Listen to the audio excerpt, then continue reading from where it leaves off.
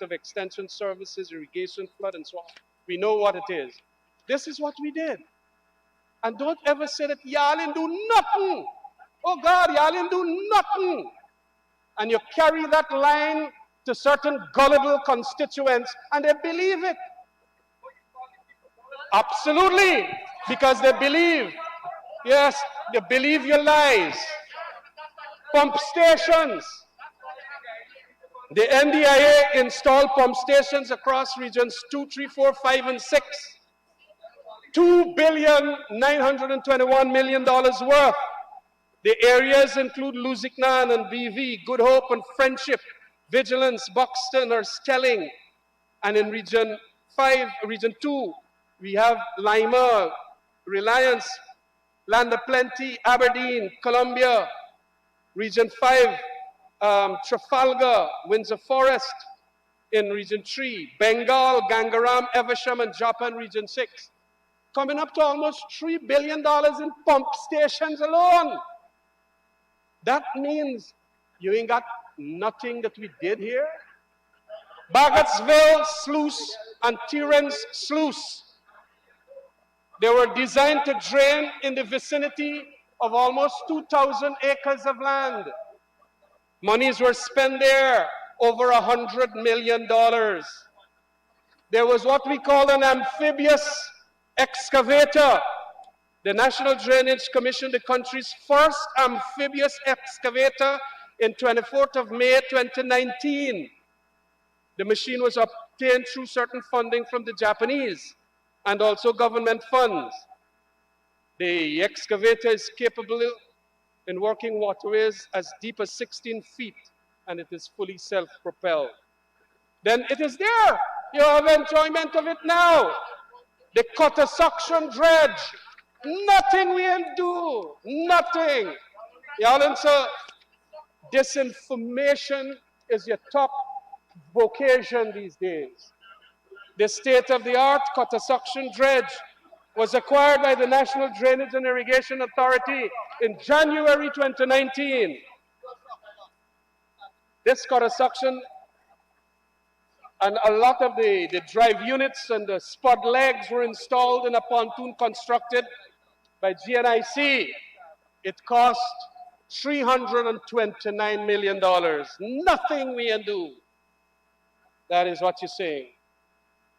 Over the past 5 years of these interventions, Mr. Speaker, what is called the drainage coefficient of coastal Guyana has been raised from 1.5 inches to 1.5 inches in 24 hours, so considerably reducing the risk of flooding in coastlands in both agriculture and housing areas. Georgetown also has seen that capacity where the NDIA ensure that the floodings that we used to have for days and end have now come to a halt. Hinterland too, a huge set of things were done. 8 water harvesting systems, 3 in Masara, 2 in Anai, 2 in Rupati, 1 in Aranaputa, contributed to providing irrigation and continuous supply during the dry season of water for agriculture. These honorable members would never appreciate all of that. And to a large extent, they want to dismantle that. The decentralization of the NDIA activities saw offices opened in a number of regions. It was in keeping with our policy of realignment, just like the police force, ensure that their regional divisions are in accordance with the political divisions. So we have a number of those things happening, so there can be direct contact with the NDIA officials within these regions. Mr. Speaker, the Pesticides and Toxic Chemicals Control Board has done wonderful things to ensure that that unit also moves on with its work. The board achieved the following: commissioning a state-of-the-art chemical storage facility at Manripo. Plenty. Money spent on that. Nothing I'll even do. What y'all do? you know, and then go to their support base and say, nothing them buys this and do. Yes. Rehabilitation of the chemical residue laboratory to allow for accreditation and international certification. That is very important in this modern world. Commissioned the newly equipped pesticide chemicals laboratory, which now ensure international recognition. Even if it is incomplete, it still works. A lot of you, when you had a DNA lab for the police for years, ask Clement Rohi. We completed it, but I gave him some kudos that he had started it. Yes, but no, we don't do nothing, Mr. Speaker. Nothing we don't do. Yeah, these chaps, you know. We go now to Hope Coconut Estate. Again, the coalition from 2015 to 2020 built a whole set of bridges in that estate. They were replaced. And we had 50,000 coconut seedlings annually as a result of what was called this new seedling unit. National Agriculture Research and Extension Institute. I have to read it because I want to keep within the script. Keeping within the script means also talking accurately to what is done. Not off your head and you're gone. Well, how you pronounce that word? Yeah, well, how you pronounce the word again? Yes.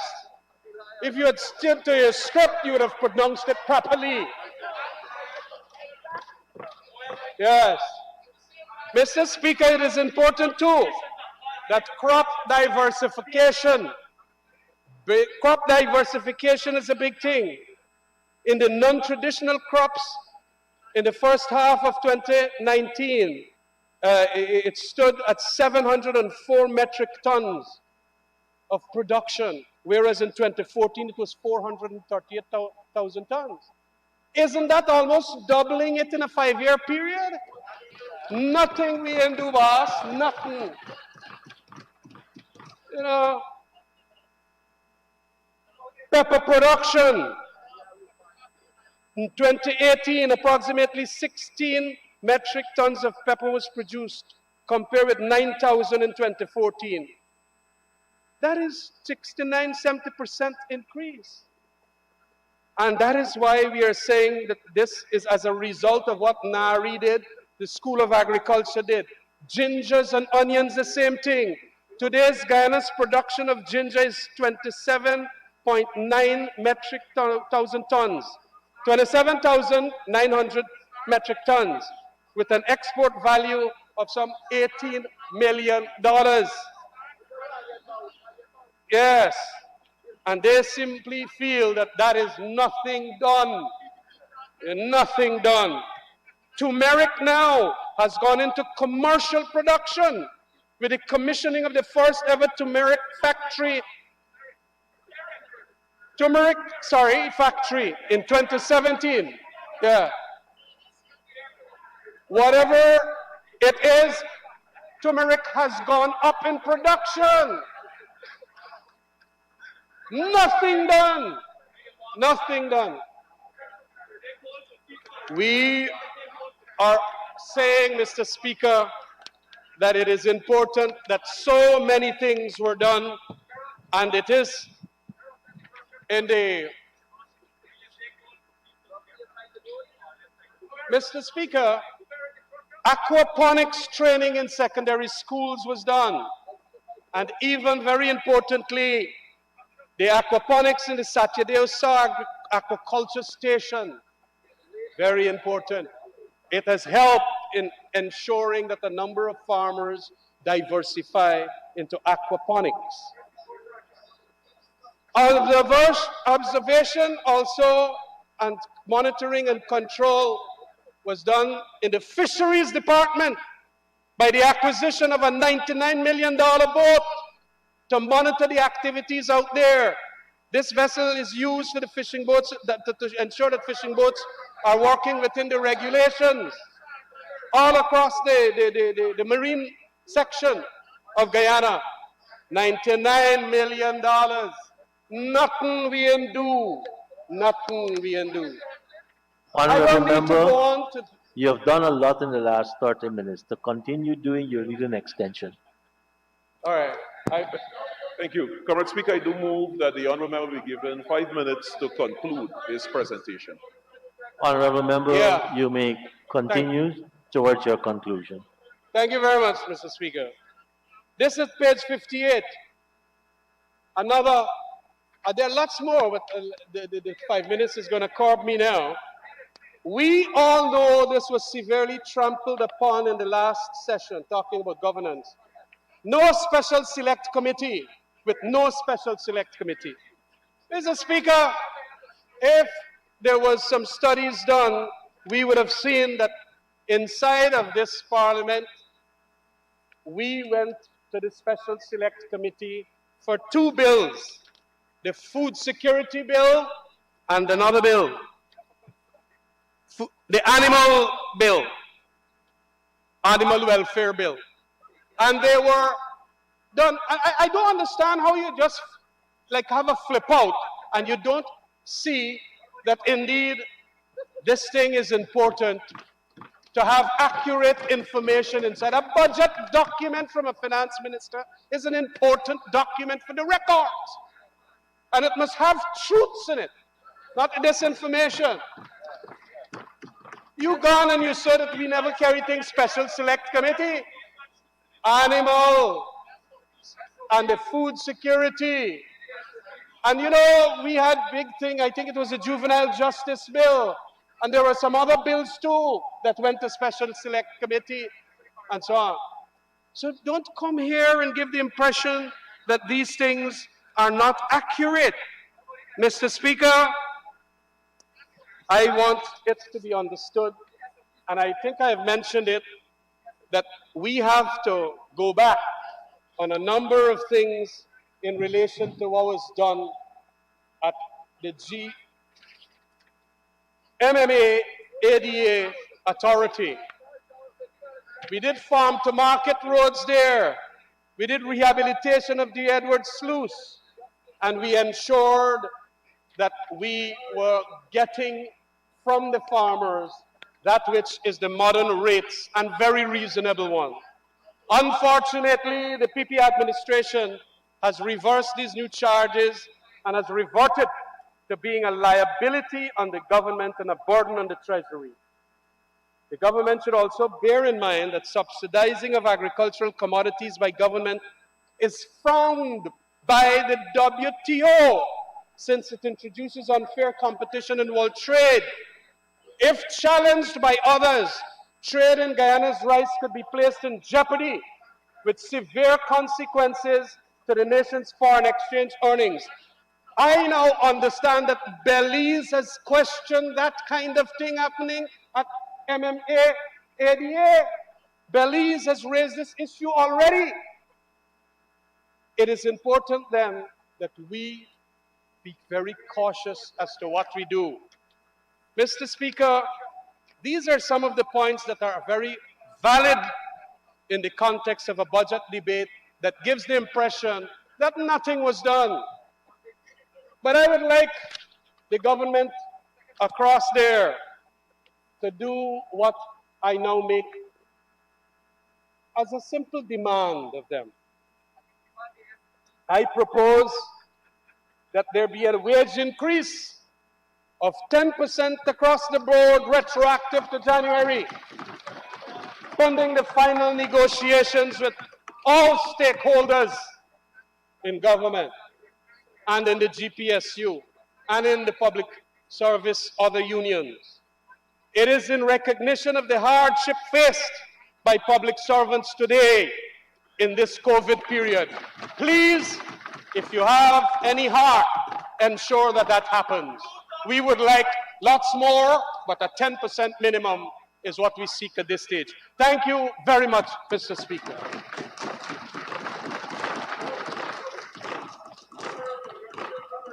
Thank you very much, Honorable former Vice President. Let me apologize to the viewers online and those who joined us online, the honorable members. We had a horrible feed this morning, Everything is back up and running. I want to assure the Honorable Member, Mr. Ramjatan, that shortly we will upload in its entirety your presentation. Honorable Member, the Honorable Minister of Agriculture, the Honorable Zulfikar Mustafa, you may proceed. Thank you very much, Mr. Speaker. Mr. Speaker, I wish to commend my colleague, the Honorable Dr. Ashley Singh and his team for bringing a comprehensive, a visionary, and a transformative budget to this National Assembly. A budget that will be touching the lives of every single citizen, every single sector in a positive way. And Mr. Speaker, listening to my colleague over there, Mr. Kemaraj Ramjatan, and if one is here for the first time, listening to his speech just now, they will thought that this man is full of virtues, this man is full of honesty, but they must remember that right here in this hollow hall, not so long ago, this building has become a monument to the preservation of our democracy and freedom. Mr. Speaker, our freedom and democracy that the honorable member and his party was trying to steal from the Guyanese people. And Mr. Speaker, to come here and ask for a 10% wage increase for public servants, when they dismiss 35,000 and more people, how ironic that is. How ironic that is. The Minister of Public Service would have already indicated in her budget, in her presentation at various fora, that there is money in the budget for wages increase. So to come here and try to play on the emotion of people is very cheap politics, Mr. Speaker. Very cheap politics. Mr. Speaker, as I said, just over 6 months ago, we were here in this National Assembly, this hollow house, and to prevail attempts by the honorable member and his party from trampling on our Constitution. And I am here, Mr. Speaker, proudly standing just over 6 months, right here in this building, to support a budget that will improve the lives of every Guyanese, every sector in our country. And Mr. Speaker, the honorable member talked about debt, and they didn't borrow when they were in government. What they received, the treasury was healthy, the economy was healthy. When the PPP left government in 2015, they hadn't time to borrow, and had to borrow money. But what we received August last year, the Honorable Minister of Finance will tell you, he already answered the question, that the Treasury was in a deficit, that the Treasury was bankrupt. As a result of that, there was no fund in the country, Mr. Speaker. That's the reality. And he aptly described the period in his budget speech, talking from 1966 to 1992, talking from 1992 to 2015 when there was economic renewal, when the country see progress, and then talk from 2015 to 2020 when we see regression, when we see economic collapse, when we see our rights were denied by the APNU AFC government, Mr. Speaker. And then, Mr. Speaker, the other period, I hope when the minister will respond, he will talk about the next period from 2020 way beyond into the future, where we'll move this country and we'll make it the envy in the Caribbean and this hemisphere. So, Mr. Speaker, to come here after they were rejected less than 7 months by the electorate and come here and talk about cheap politics say about misinformation in the budget, talking about half-truth. Well, Mr. Speaker, we heard a lot of half-truth. We heard a lot of misinformation just now. They have come to a position where they have boxed themselves into a corner. They are being isolated today in this country because everywhere you go, Mr. Speaker, every corner in the country, I will talk about agriculture just now, but I have to respond to the misinformation being brought into this house. Mr. Speaker, every corner in this country you go, people are talking about the positive programs in our budget of 2021. And Mr. Speaker, I just want to quote a few.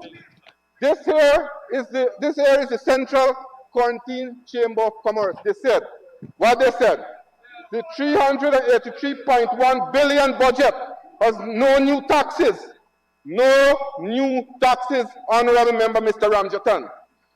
And taken with the reversal of key taxes in 2020 budget will once again incentivize the private sector, motivate the general populace, and bring relief to the ordinary men. Mr. Speaker, the Women Chamber hailed budget as transformational. The Guyana Council of Organizations for Persons with Disability, they said they wish to congratulate the government of Guyana for comprehensively addressing the needs of the disability community in the 2021 budget. Mr. Speaker, FITUG, the trade union with the largest block of workers, you know what they said? The Federation of Independent Trade Unions of Guyana, having considered the 2021 national budget, is most pleased with several measures proposed. We believe that the policies and programs outlined by the government through this budget will redound to the benefits of the Guyanese from all walks of life, Mr. Speaker. FITUG has taken note of several initiatives to put more money in the hands of our people and ease the burden placed on the backs by the former coalition government, Mr. Speaker. Mr. Speaker, small political parties happy to see input reflected in the budget. And I can go on and on. The Georgetown Chamber of Commerce, the Ancham Guyana, you got the Guyana Manufacturing and Services Association, everybody compliment this budget, Mr. Speaker, except APNU and they're over there, 32 of them over there. Mr. Speaker. 32 of the honorable members over there. Pardon me? The 31, because the other members had partaken in this budget discussion, Mr. Speaker. Mr. Speaker, I want to say just now, the honorable member said that the Minister of Finance would have said that there is no tax, or there were no tax in their program, and we were claiming that they taxing the Guyanese people. Mr. Speaker, we came here in October to reverse DNI charges, land rental, and VAT on a number of commodities in this country, Mr. Speaker. What the honorable member is saying. But as he said, I don't want to take all of the time to rebut him, but I think he has spoken a lot of misinformation. He came here prepared. I thought I was in a gaff shop passing around, like them boys in the street corner or the rum shop gaff, you're gaffing all the time, something like that. You must come here with facts. And then, Mr. Speaker, barefacedly, the honorable member referred to the COI, the Commission of Inquiry. He never quoted. He just referred, and he said the COI said, right size the sugar industry. Well, let me tell you what the COI said, Mr. Speaker.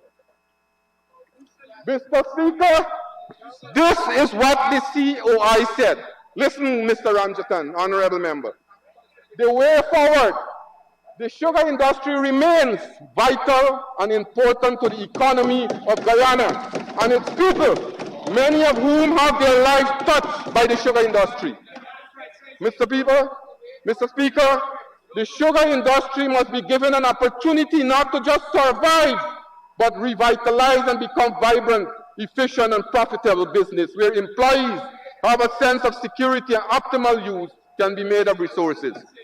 Mr. Speaker, and it went back again and it said Gaisuko needs a significant injection of funds combined with competent management team and leaders to go forward. I am still looking for the word right size, Mr. Ramjatan, Honorable Member Ward. And Mr. Speaker, it went on to say, role of the government. Every government has an obligation and commitment to all the people of the country. That is what we are doing. We have a commitment to the people of this country, Mr. Speaker. And it says here, one more part I want to read. It says here, the COI. Listen to this, Honorable Member, Mr. Ramchatan. You're talking a right size. Here what it says, the COI does not recommend the closure of any estate at this time. This is the COI, Mr. Speaker. This is the COI. And Mr. Speaker, again, I will provide the honorable member with a copy of the COI. Probably he never saw it. And he's just talking on top of his head. Mr. Speaker, and then the honorable member came to this house just now talking about the performance of the sugar industry.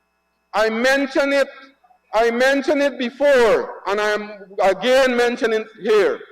In 2015, when we left government, Gaisuko was on the path of recovery. Gaisuko was on the path of recovery, Mr. Speaker. And Mr. Speaker, when you come to this house, you must not come with street corner gaff, or rum shop gaff, or market gaff. You must come with facts. And I will give the facts, Mr. Speaker. Mr. Speaker, in 2015, when we left government, because of the work we would have done in the sugar industry, the production was 231,071 tons of sugar, Mr. Speaker. And Mr. Speaker, in 2017, and here how it goes, after that the coalition took over, here how it goes. 2015, 231,000 tons. 2016, 183,000 tons. 2017, 137,000 tons. 2018, 104,000 tons. 2019, 92,000 tons. And last year, the lowest ever in the history of Gaisuko, 88,000 tons. That's what they did in the sugar industry, Mr. Speaker. That's what they did. You know why they did that? They set up a commission of inquiry hoping that the COI will find that they will close down the entire industry. When the COI said, don't close any estate, they said that is not gospel. They will close, man. They will go ahead and close. Mr. Ramjatan, honorable member, he was leading the government team, Mr. Speaker, when they had the consultation. They didn't ask the subject minister at that time, the Minister of Agriculture, to head the team, and the Minister of Finance. Mr. Ramjatan, who normally was used by the coalition all the time, he went and he led the government delegation. And when the trade union and the opposition asked that, look, you're closing down the factories in these areas, let us do an economic impact study. You know what the gentleman said? He said that we not do economic impact study. If you want, you all do it. See, Paul Narayan, honorable member, is here. He can testify to that discussion. The member, so they have the eye all the time to close this sugar industry, Mr. Speaker. And Mr. Speaker, that's the way they want it. And Mr. Speaker, before I go further, I would like to state I am very disappointed. Mr. Speaker, if I may. Speaker, 1 minute. Mr. Minister, 1 minute. Mr. Honorable Speaker, member, I am trying point of order. to listen to the Point of Honorable order. Minister. Thank you very much. You may continue.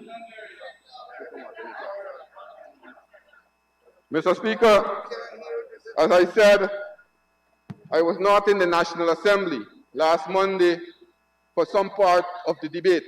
But, Mr. Speaker, when I learned what took place and what was said, I was very disappointed. Because, Mr. Speaker, you have an honorable member, or who call himself honorable, who's supposed to set the example, who is the chief whip of the opposition, calling Gaisuko bloodsucker on the back of the ratepayer. Mr. Speaker, I am asking the honorable member that he must apologize to the workers of this country, Mr. Speaker. Mr. Speaker, anyone who have decency, anyone who is supporting the workers must condemn that blatant, wicked statement, Mr. Speaker. Mr. Speaker, that's the kind of way they treat workers. That is why they are over there. They try their best to rig the elections to stay in power because they know people will not vote for them. So now they start to degrade it and use all kind of derogatory words to describe the sugar workers, describe the workers of this country. And then Mr. Ramjatan got the gumption to come and support that. Today he had the opportunity of redemption to condemn his fellow member, but he failed to do it. He supported them because he was used as a pawn by the coalition government to close the sugar industry, Mr. Speaker. Mr. Speaker, if I didn't know better, if I didn't know better that people from all walks of life... Mr. Duncan, I can hear you too. Please. If people from all walks of life that are employing Gaisuka, I would have said the honorable member's statement was racist. But, Mr. Speaker, I wouldn't say that. I will say that they take their eye and pass the sugar workers in this country, Mr. Speaker. They take their eyes and pass the sugar workers. Mr. Speaker, someone, when their party who is now under the mask of APNU and the Dead Meat Party, because that was the only rightful prediction honorable member ever made in the history of this country, Ramjatan, that the AFC will be a dead meat party, and today your prediction is true. Today your prediction come to pass. That's the only true prediction you ever do. So, Mr. Speaker, when the PNC was sucking out the life of Gaisuko by the sugar levy, wasn't that a blood-sucking activity? Mr. Speaker, when they rented a bottom house, a small house as a drugs ban, wasn't a blood-sucking activity? So, Mr. Speaker, I think every right-minded Guyanese, every decent person must call on the honorable member to retract his statement and make a public apology to the workers of this country. Mr. Speaker, I will turn to the agriculture sector. Because of the misinformation. The half-truth that is being peddled here, you have to set the record straight. If I don't have time to finish my presentation, I will go and the Guyanese people will know. They will see in reality what this government will be doing for them. Right? So it's important that we correct the misinformation that is being peddled in this house here. Mr. Speaker, agriculture, as you know, as the honorable member would have stated in his budget presentation, contribute 27.1% of non-oil GDP. Over the last 5 years, I want to say that the agriculture sector, the entire agriculture sector over the last 5 years was in a state of hopelessness. Mr. Speaker, when you talk about agriculture, as I am saying again, you must use facts, you must use figures. In 2014, Mr. Speaker, when the last year our budgetary allocation for agriculture was $9.7 billion, excluding non-rice and non-sugar. Mr. Speaker, in 2016, the budgetary allocation under the APNU AFC government dropped to $8.6 billion. That's the way they want to improve agriculture. Reduce over the years the expenditure on agriculture. And from 2016 to 2021, we have increased the allocation in the agriculture sector by more than 100%, Mr. Speaker.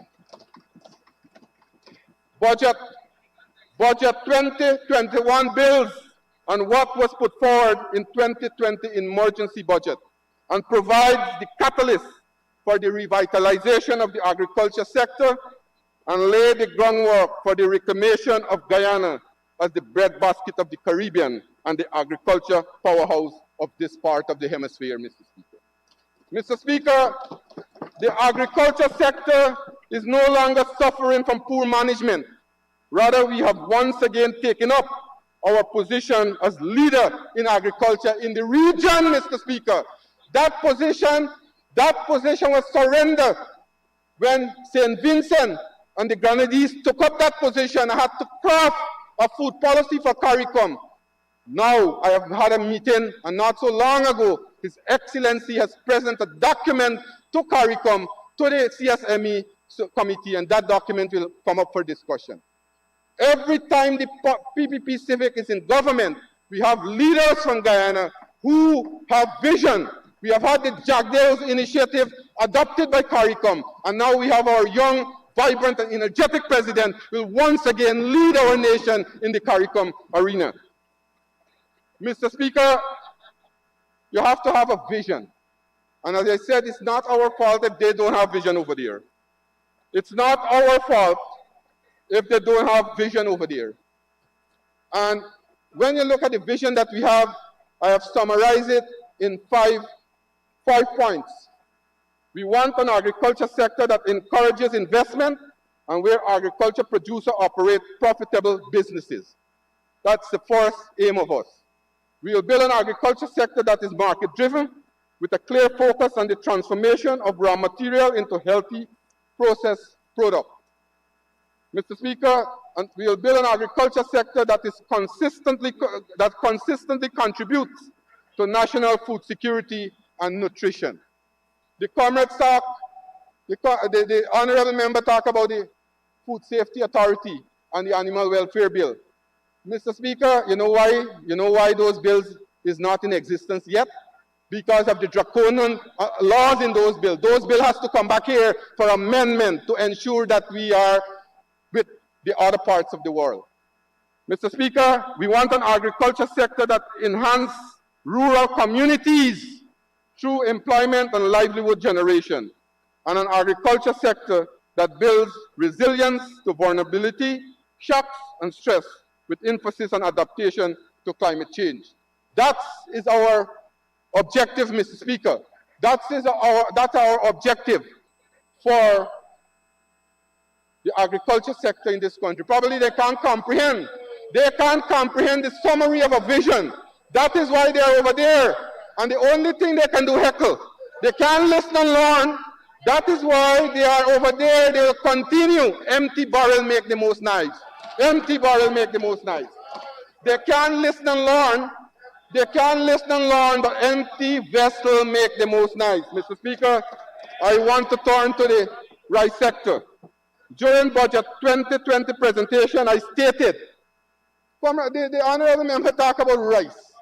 Which government coined the term that rice is private business? Rice is private business, the honorable member and his coalition government. I stated in the 2020 presentation of my budget speech that rice is Guyana's business. Rice is the people's business. And we'll work to see the rice industry flourish. We assessed the rice industry and found that our rice farmers was enduring many challenges. We have brought solution, Mr. Speaker. Mr. Speaker, and as he said, he's criticizing the kind of intervention we have made. It is a stated fact. You go into the communities, you go into these areas, you will now know that the energy level is very high. We are seeing once again a new interest in the agriculture sector because of the measures that we have put in place. We have reduced land rental and D&I charges. They have increased it by over 600%. Now a farmer who used to pay $15,000 for 1 acre annually is now just paying 3,500 acres, thanks to our government. And he's criticizing the honorable member. He's criticizing those policies. And he's talking about the WTO.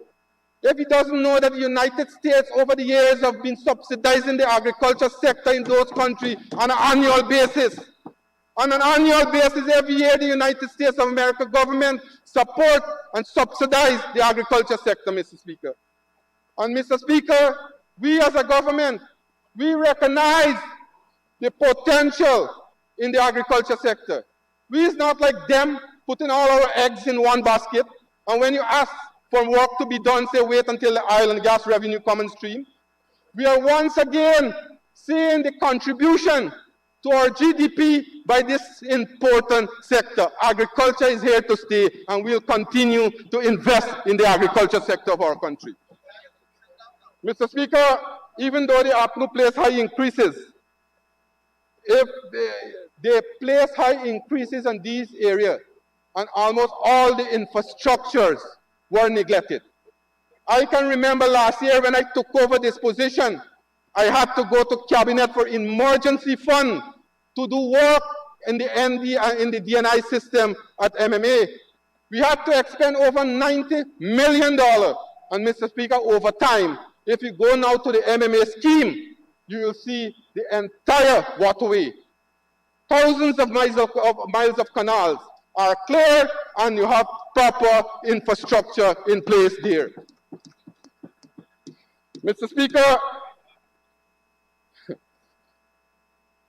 Mr. Speaker, as Minister of Agriculture, one budget speech I heard that drones are being sowing seeds. I'm still looking for the drones. Probably the APNU AFC are funds the flying things, and they put it like that. But Mr. Speaker, as I said, we have reduced land rental and DNI charges.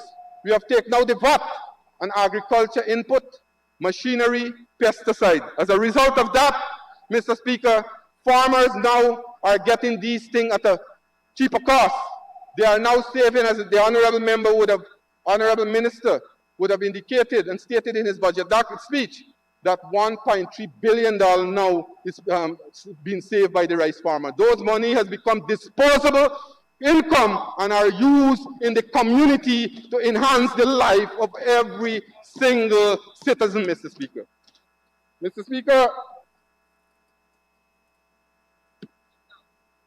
what we have done, this year, I want to state on some of the program that we will be doing.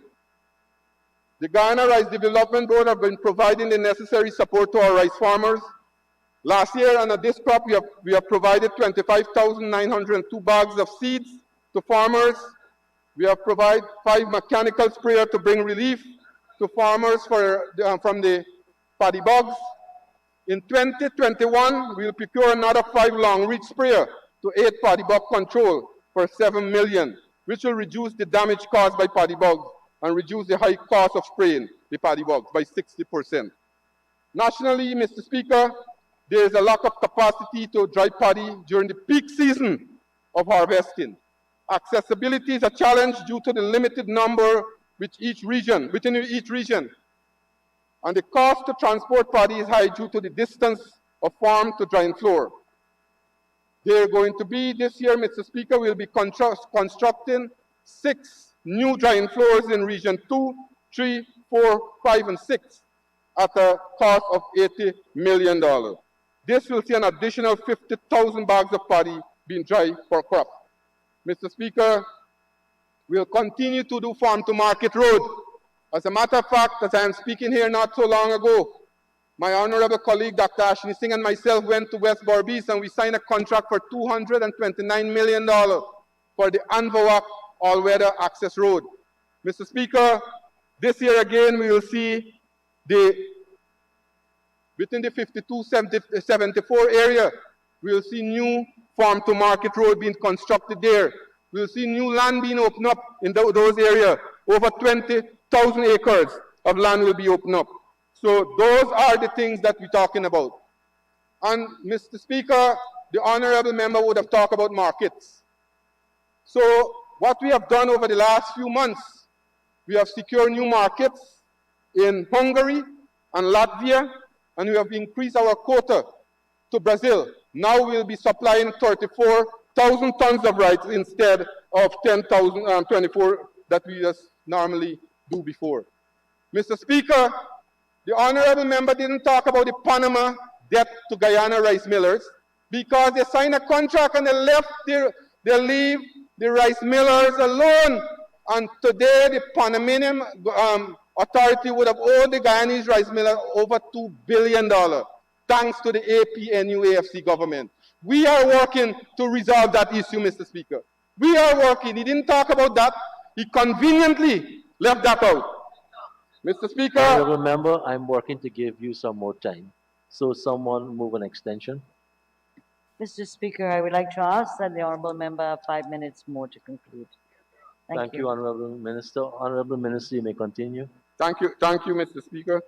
Mr. Speaker, we will continue to invest in the various sectors in the agriculture, in the agriculture sector, because we have recognized the importance of agriculture to the GDP of our country. We are now seeing more and more people getting involved in this activity. Mr. Speaker, NDIA, we have almost doubled the budget. $12 billion will be expended this year in the NDIA to do infrastructure for new pump station at Adventure, Cotton Field, Montrose. Over 54,000 acres of farmlands will be serviced by these pumps. We'll have excavators, new excavators to desilt channel and continue to build the bank on the Pomeroon. This year we'll procure a pontoon with 2 excavators specifically for the Pomeroon area. The area farmers will have a lot of relief there. Mr. Speaker, Nari will have $1.2 billion expended at Nari for this year. And last year, we would have spent $15 million to procure shade house material. They wanted a green state economy. You talk about a low carbon development strategy just now, the honorable member. But what their green state economy? Paint everything in green. Don't put anything in place to resolve climate change. They're painting everything in green, paint building in green, paint fences in green, and everything in green. And they're raising green shirt. What we have done, last year we have procured $15 million shade house material. And those materials now are being made available to farmers, where 100 shade houses will be built. And this year again we'll continue. That's a smart way of doing agriculture, Mr. Speaker. Mr. Speaker, the Hope Coconut Estate. The honorable member talked about many bridges. I am challenging the honorable member to take me there and point out those bridges. When I took over the Ministry of Agriculture, they had one halfway built bridge. I had to go and do remedial work to get the bridge done properly. Mr. Speaker, this year we'll be expending $70 million the Hope Coconut Estate. Last year we would have built 2 new nurseries, one at Kairuni, one at Charity. This year we will build another 4 new nurseries, one at Legwan, one at Wakenham, number 63, on the Quarantine, and in Region 5, Fort Wellington. Mr. Speaker, we are setting up the sectors within the agriculture sector to be in a state that we can take Guyana forward. Because we recognize we are now witnessing more and more people, not only from Guyana, but overseas, coming to Guyana to invest in agriculture. Gone are the days when people give up hope. Today, people are, you see, the enthusiasm are very high. The energy level are very high among farmers. Today, we have a government that is responsive to the needs of the farmers. Mr. Speaker, every single day since August of last year, I would have visited hundreds of communities and interact with thousands of farmers, unlike those over there who used to hide in their office and be behind their desk to do agriculture. I normally, my staff and myself normally go in the field and listen to the plights of the farmers. That's the way you deal practically with the problems farmers are faced with. Mr. Speaker, I can go on and on, but as I said, that the agriculture sector is about to take off. The agriculture sector this year, we have seen an increase by 23%. We have moved the spending from 18.5 million to 22.6 billion. 18.5 billion to 22.6 billion, a 23% increase in the agriculture allocation, budgetary allocation. And that will catalyze the agriculture sector to move Guyana forward. So, Mr. Speaker, the government, through the Ministry of Agriculture, has started and will continue to actively involve our partners, farmers, fishers, agro-processors, exporters, producers association, Chamber of Commerce, development agencies, to ensure we work together to fulfill our vision to be the agriculture powerhouse in this part of the world. Mr. Speaker, today the journey has started. The journey has started. We had the blueprint when we went to the election campaign. This is the blueprint, the manifesto of the People's Progressive Party. The blueprint. And Mr. Speaker, I will use a term to coin this as an engineer estimate to take us forward, prepared by the Honorable Dr. Ashni Singh. This will move us forward this year. The journey has started last year. It's exciting now in our country. Many people are coming on board. Almost the entire country are rallying around the government because they want to see progress. And Mr. Speaker, allow me to end where I started, that this budget is transformative, is visionary, and is comprehensive. And I want to extend, rather than to come here and rant and rave and behave that you're in a gap in session, I want to invite the opposition to come on board, join us in this exciting journey to take Guyana forward into the future. Mr. Speaker, I now commend this comprehensive budget to the Honorable House. Thank you very much.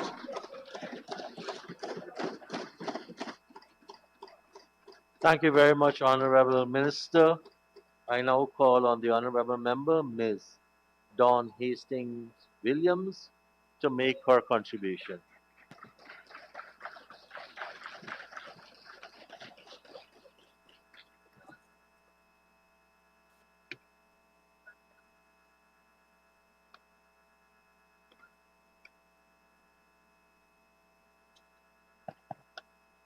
Thank you, Mr. Speaker. Before I speak to Budget 2021 proper, I would like to respond to the Honorable Member, Mr. Mustafa's invitation of inviting us on this side of the House to join in passing the budget. I would not have had a problem if I and my colleagues were consulted at the beginning of this budget. Surely, Mr. Speaker, I would have been very happy to pass this budget. Mr. Speaker,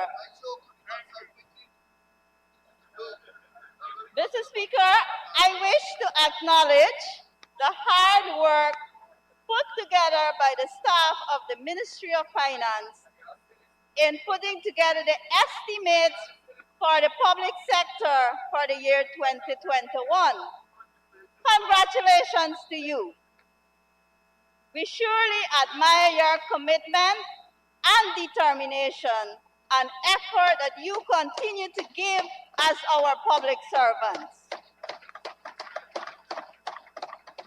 Disappointingly, however, Mr. Speaker,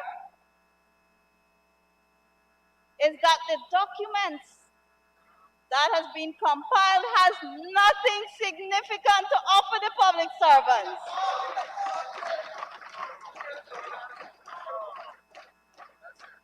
My question, therefore, Mr. Speaker,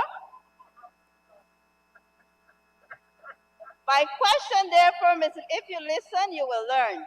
My question, therefore, Mr. Speaker, to the Honorable Minister responsible for finance is, what percentage increase in wages and salaries is this government prepared to give to our public servants and our joint services?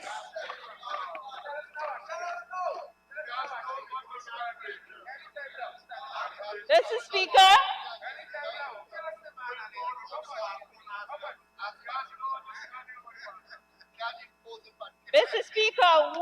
wrong in making that announcement during the 4-hour-plus budget speech, Mr. Speaker? Doesn't the minister have the authority to pronounce on such matters? Is there someone else designated to make such pronouncement? Or are we telling the nation that there is another substantive finance minister in waiting?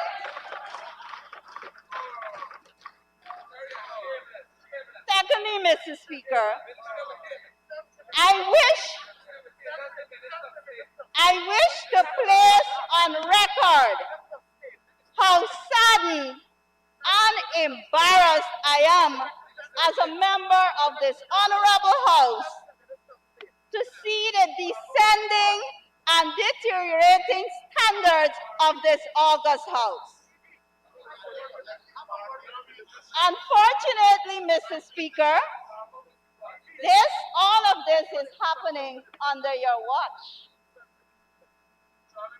Forget for a moment that we're all politicians and place yourselves in the shoes of a parent.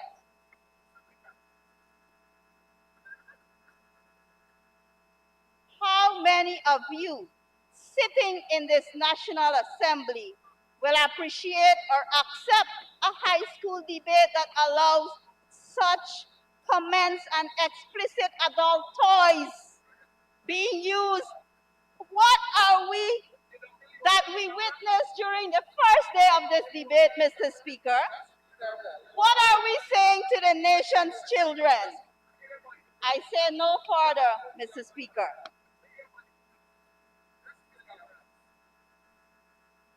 Mr. Speaker,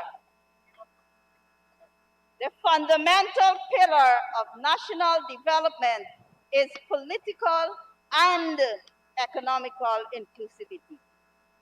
It is about inclusive democracy and pluralism. Qualities that this administration lacks and surely does not exemplify, Mr. Speaker. It is public knowledge that we live in a society of various religious, ethnic, and political groups whom should and must be consulted in putting together such an important document as the national budget.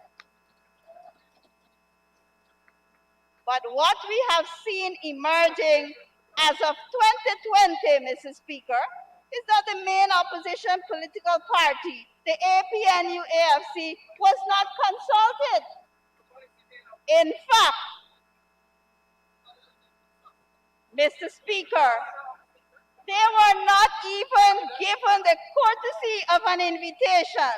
And if you say that is not true, I challenge the government to bring to this House the evidence of the invitation extended to this side of the House. Bring your evidence. The result of this, Mr. Speaker, is that this budget presented in its present form is nothing but a spineless budget.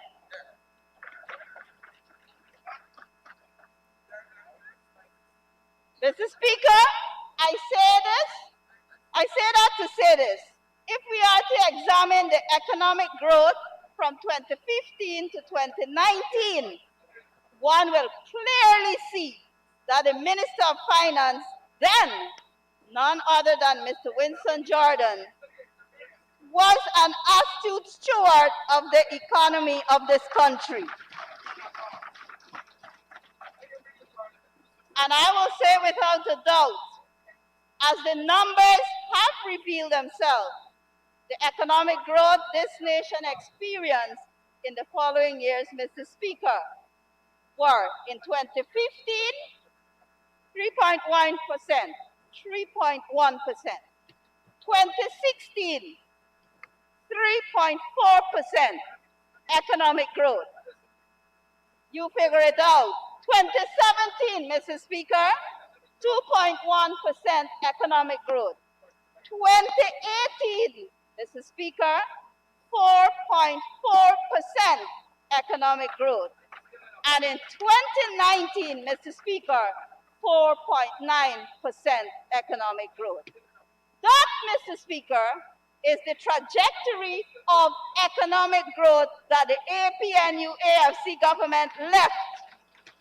And no matter how you twist it and turn it, the fact remains the same.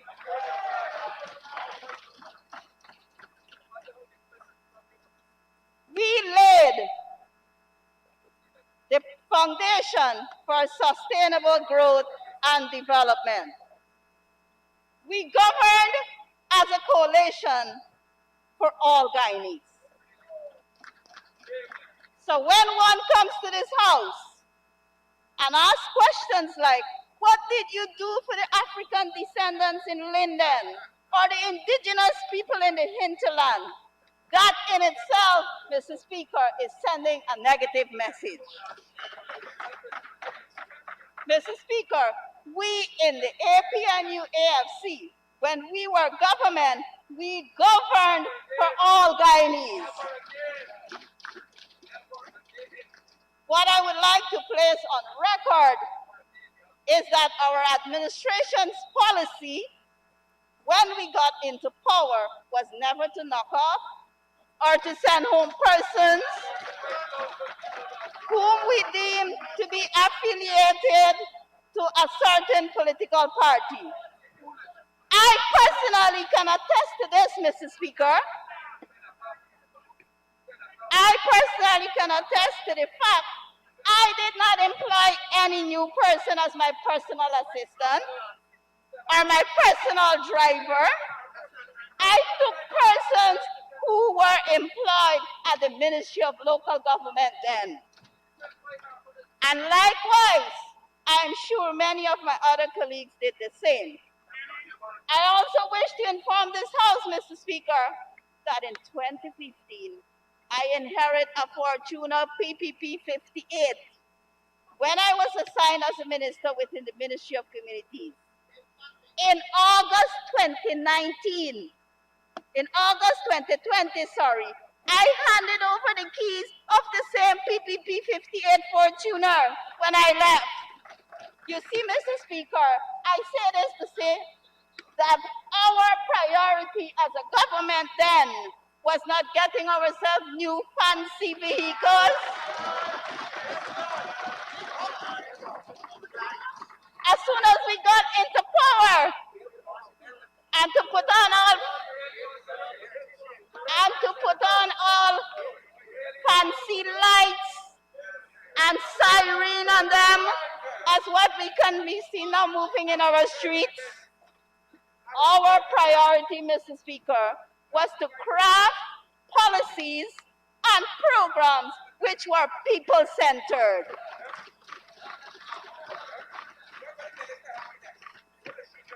Unlike the PPP, who splurged 95 million on luxury Land Cruisers in 2020, and crumbs for the frontline workers in the form of a half-month bonus. Shame on you.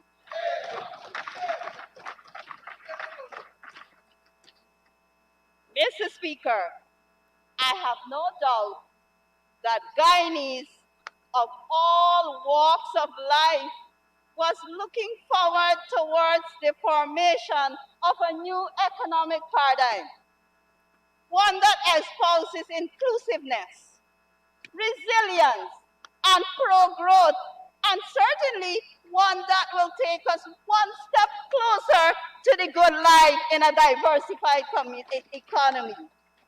But what we have been regaled with, Mr. Speaker, in the spineless budget is contrary to the expectation of the average guy. The measures and policies outlined in this budget is far from removing poverty amongst the vulnerable, and definitely not in sync with the needs of the people at a critical juncture with COVID on the rise. Mr. Speaker,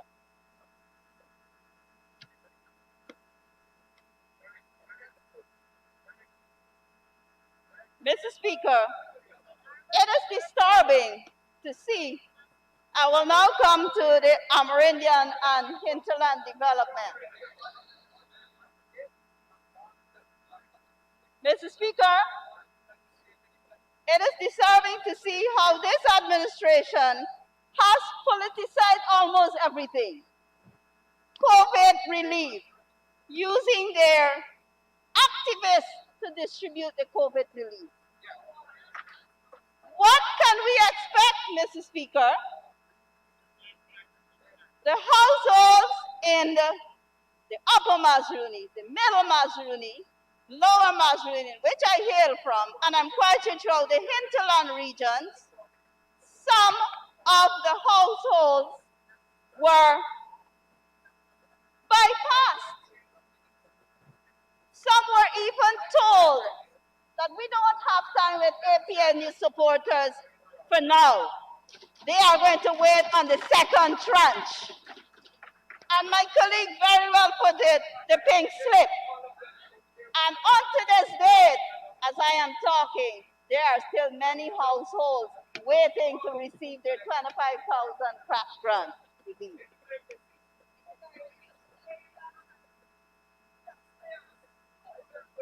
Mr. Speaker,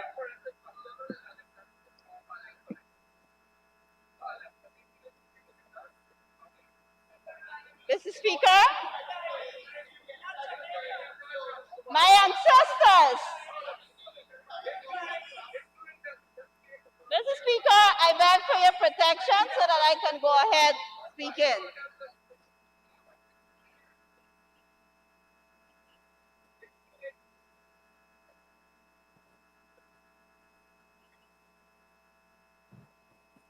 Mr. Speaker, I was taught by my ancestors that silence is power and silence is weapon used in the right context.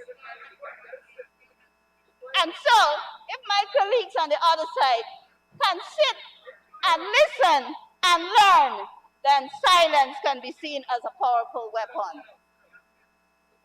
But I will not stay silent when our indigenous brothers and sisters are being left out of the developmental programs. And I say this, Mr. Speaker, I can recall in 2020, when we were perusing the estimates, the hinterland development economy was allotted 1 hour. 1 hour to question. And Mr. Speaker, I, as a representative, was not granted that time to ask questions. And then because we asked for division, many of my colleagues on the other side went out running to say Ms. MP Hastings Williams voted against the Amerindian Development Fund. This information, misrepresentation. But Mr. Speaker, thank God, I am thankful to God that I can speak my mother language, which none of them on the other side can go and speak to my people. And so I was able to go home and to go to the other communities and to tell them in my Akawayo language why we had a division on the Amerindian Development Fund.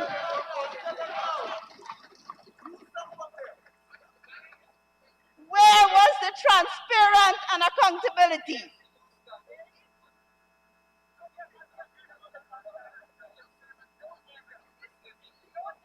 And so, Mr. Speaker, I would like to speak a little about the CASE program before I come to the CSO's program that has been budgeted for in 2021. The Hinterland Employment and Youth Service. The Hinterland Employment and Youth Service.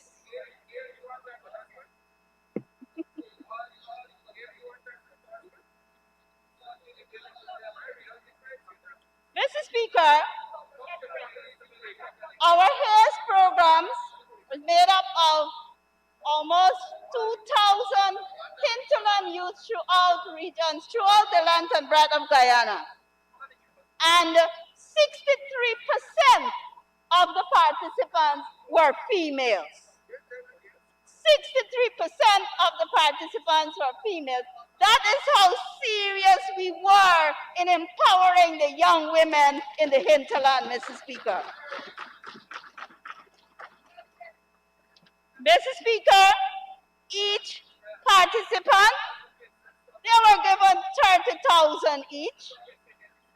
The package had 6 months of training, skill development, and the other 6 months, after teaching the young people literacy and numeracy skills, they were to present a project proposal, which, after analyze and look, they would have been given another cash grant of 50,000 to start up their small businesses. So what that says, Mr. Speaker, 30,000 by 12 months, each participant was able to gain 360,000, plus the 50,000, and an individual or a participant was able to acquire 410,000 for each HAZE participant. Mr. Speaker, and what were the results? I proudly stand to say to this House, we empowered the young people. We educated the young people. And we created employment for the young people. So if you go to Imbamadai today, I know Mr. Robson Ben was there sometime, if I'm not mistaken, the Prime Minister himself. If you go to Imbamadai, there is a young woman that has a growing small boutique, which she acquired through the HAZE program. If you go to Region 8, you have poultry farmers. When you go to Region 9, you have swine farmers, gardening, people who are involved in agriculture, fuel shops. Honorable Member, Mr. Henry, you'll get a chance to speak.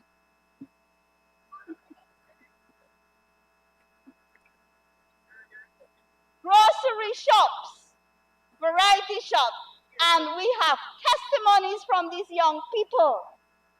They wrote to the Minister of Indigenous Peoples Affairs, and probably Minister Sukai can find a record of that, thanking the government for the opportunity granted unto them, that they can now own, they can be their own bosses, and that they were going to look forward to the expansion of their small businesses.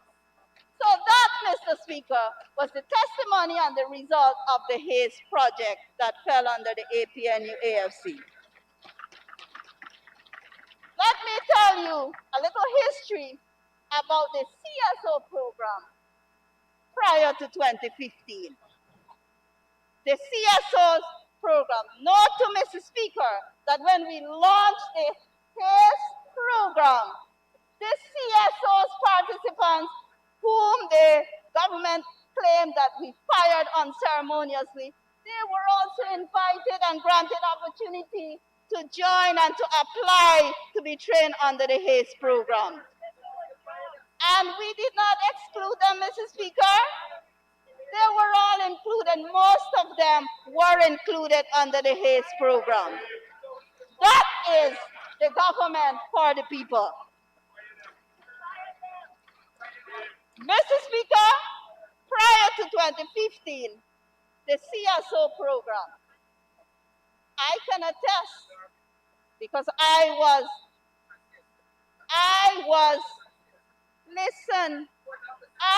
the head teacher of Jawala Primary School.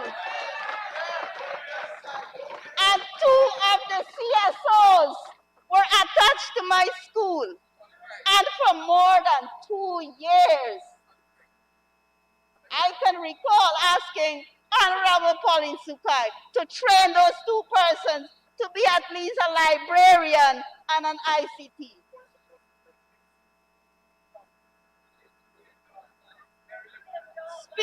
of what you know. Mr. Speaker, they had no training. I cannot take my time that I would use to teach the children, to teach a CSO that is being employed by the Ministry of Indigenous Peoples Affairs. That is not fair, Mr. Speaker. And still they collected their stipend. But because of my commitment, I had staff development sessions with those two CSOs. They were not qualified. I couldn't put them to supervise a classroom without the teaching skills. And so, Mr. Speaker, there was no terms of reference or saying that they had all the terms of reference had then, Mr. Speaker, was that I, as the head teacher where they were attached, I supervise and then I make a report as to say what they were being done. So, Mr. Speaker, I will be very, very happy if the Ministry of Amerindian Peoples Affairs can at least take the proposal that the APNU AFC had in place for the HACE program.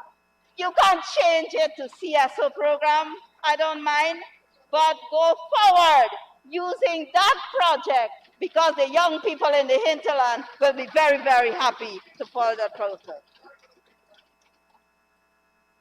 Mr. Speaker, it was under the APNU AFC that the first ever Green Institute was established on the Bina Hill. Mr. Speaker,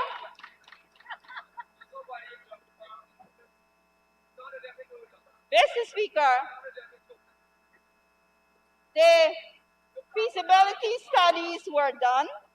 The document should be there, Mrs. Pauline Sukai, the honorable member. Feasibility studies were done so as to replicate same in Region 7 and Regions 8. And I am very happy that institute, its objective and its goals were to teach young people, Mr. Speaker, to assist and to help develop their communities in accordance with the VIPs. And the VIPs, I'm not talking about the VIPs, what you're thinking about. The VIPs simply mean village improvement plans.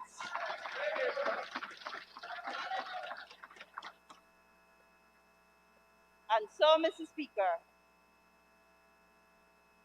I want to recommend to this House, when we talk about youth development, which is very, very important to national development, we have to be very wise. We have to be very careful in crafting our policies and our plans to empower the young people. Not only young people, but our women, our vulnerable women in the hinterland areas. Mr. Speaker, we did a lot for our old people, and the older folks are very happy for what we did. We increased their pensions. We made them comfortable when they were going to receive their pensions at the post offices.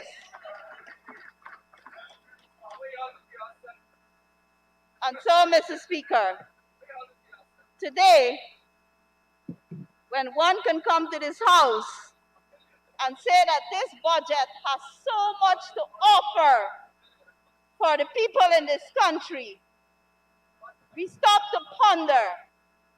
I go through the budget speech to see what exactly there is for the hinterland development. What I have seen, however, is a package that was being handed over to communities with 10 million cash grant. On the envelope written, COVID relief, job creation, and for infrastructural development. That is an I pass to the people, the indigenous people, Mr. Speaker. How many jobs can a 10 million create in a population of 750, 1,500? COVID relief, job creation, and infrastructural projects. How is it? I did not receive 25,000 COVID relief cash grants, so please be careful what you are talking. So, Mr. Speaker, I am saying, Mr. Speaker, you would not. You would not, Mr. Speaker. I now come to my region, which I hail from, region number 7.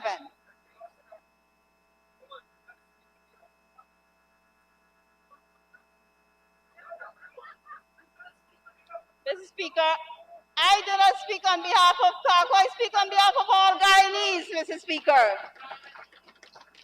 I am a Guyanese and I will continue to speak on behalf of all Guyanese.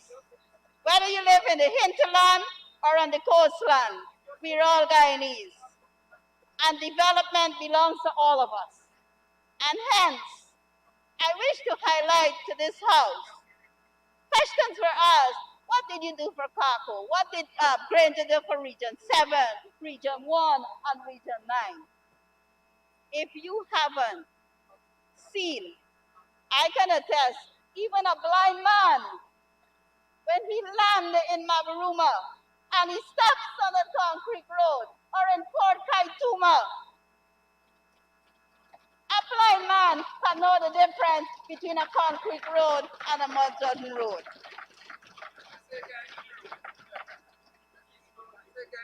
Mr. Speaker,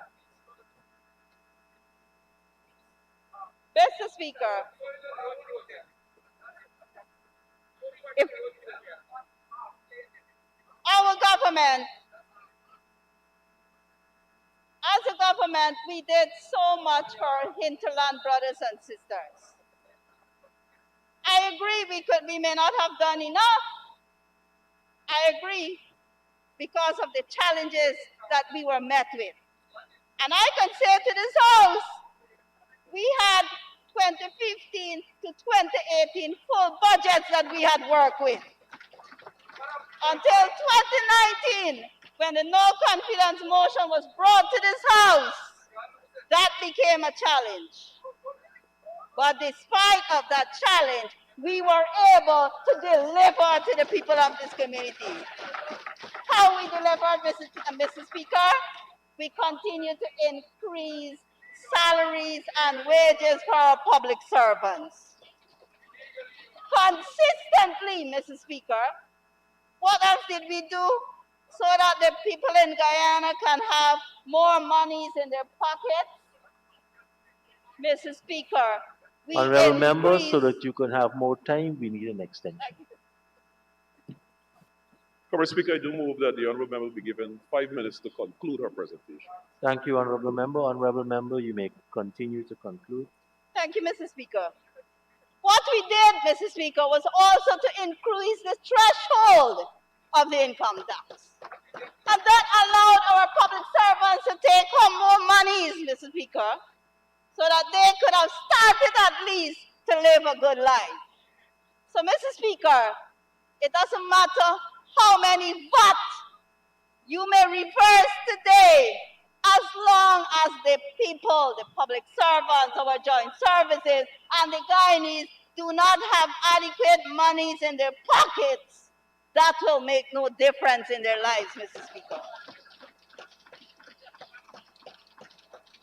And so, Mr. Speaker, as I began, it is difficult for me at this time to approve this budget and to lay this budget to this House in its present form when our Guyanese are still eagerly waiting to see and to hear exactly what is for them in this budget. And so, Mr. Speaker, I thank you for your attention, and I reserve my approval for the budget based on how it is presented and what it has for the people of Guyana. I thank you, Mr. Speaker. Thank you very much, Honorable Member. Honorable members, before we take the suspension, a few announcements. We have had to address an issue of honorable members being searched at the security.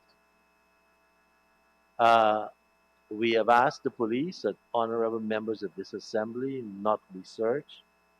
There are two cautions. Those honorable members who want to bring their firearm will have to lodge it. So just let the security know we have a strong box where you can lodge your firearm. The instructions that we gave on Monday about searching MPs were not executed today. So we have just sent a message also directly to the Commission on this issue. So I'll tell you, please don't subject yourself to the search. Second issue is we will take the suspension this afternoon for the afternoon break at 5 o'clock. Many members requested that's too much to eat at 1 and then to eat again at 4.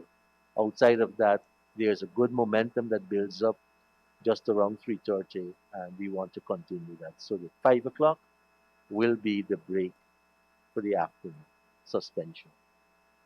We will continue to work on the audio system. There will be some improvements shortly. And again, I want to urge those persons who want to make comments while people are on the floor speaking, be very mindful that the acoustics in the dome was designed for people to speak even without a microphone. So we're getting double amplification, and what might be a constructive heckle turns out to be a lot of noise. So let us be mindful of that too. Honorable members, this is a good time to take the suspension.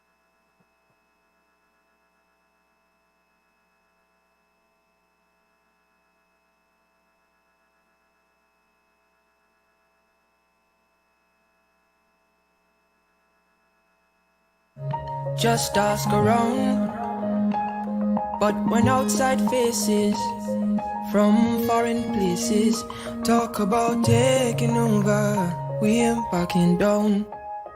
We ain't giving up no mountains, we ain't giving up no tree, we ain't giving up no river that belongs to we. Not one blue sake, not one rice grain, not one caress, not a blade of grass. This land is all I know. We gonna make it somehow.